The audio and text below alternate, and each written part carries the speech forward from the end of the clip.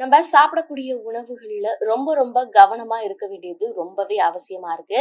நம்ம சாப்பிடுறது எந்த மாதிரியான நமக்கு பெனிஃபிட்ஸ் குடுக்கும், இல்ல எந்த மாதிரியான பக்க விளைவுகளை ஏற்படுத்தும் அப்படின்றத கண்டிப்பா தெரிஞ்சுக்கிட்டு சாப்பிடணும். இதுல ரெட் மீட் சாப்பிட்டா டயபெட்டிக்ஸ் வருமா அப்படின்றது தான் பெரிய ஒரு விஷயமாவே இருக்கு. ஆமா, நீங்க தொடர்ந்து ரெட் மீட் சாப்பிட்டுட்டு வந்துட்டு இருக்கீங்க அப்படின்ற பட்சத்துல உங்களுக்கு நீரிழிவு நோய் ஏற்படுறதுக்கான வாய்ப்புகள் நிறையவே இருக்கு அப்படின்னு சொல்றாங்க.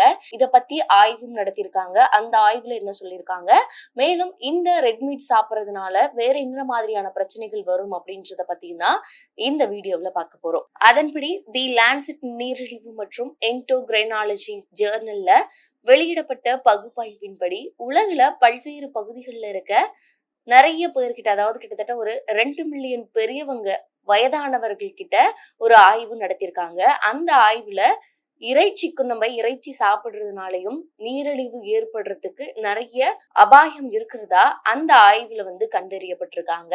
அந்த ஆய்வுல ஒவ்வொரு நாளும் 50 கிராம் பதப்படுத்தப்பட்ட மீட் நம்ம சாப்பிடுறது மூலியமா அடுத்த 10 ஆண்டுகள்ல டைப் 2 நீரிழிவு, அதாவது டைப் 2 டயபெட்டிக்ஸ் வர்றதுக்கான வாய்ப்பு 15% அதிகரிச்சிருக்கிறதாவும் கண்டுபிடிச்சிருக்காங்க.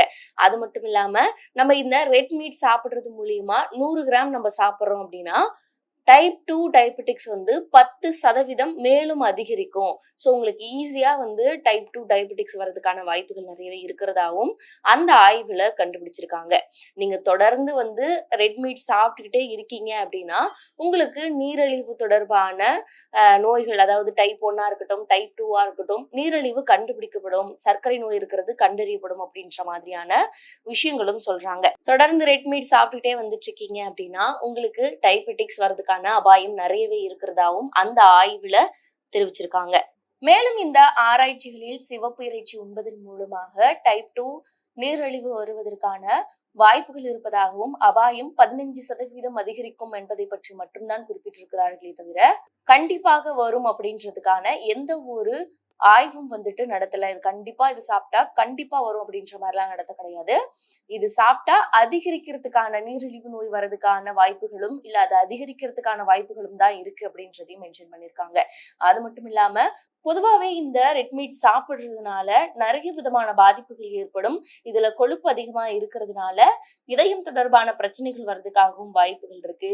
புற்றுநோய் வர்றதுக்கான வாய்ப்புகளும் நிறையவே இருக்கு. இது நிறைய நீங்க சாப்பிட்டுட்டே இருக்கீங்க, நேரம் காலம் இல்லாம எப்பனாலும் ரெட் மீட் சாப்பிடுறீங்க அப்படின்ற பட்சத்துல இது சீக்கிரமா புற்றுநோய் ஏற்படுத்துறதுக்கான வழிகளும் இருக்கு அப்படின்னு சொல்றாங்க. உங்களுக்கு சீக்கிரமா உடல் பருமன் அதிகரிக்கிறதுக்கான வாய்ப்புகளும் நிறைய இருக்கு. இதுல நிறைய கொழுப்புகள் இருக்கிறதுனால சோ அதிகமா கொலஸ்ட்ரால் சேர்ந்துகிட்டே இருக்கும்.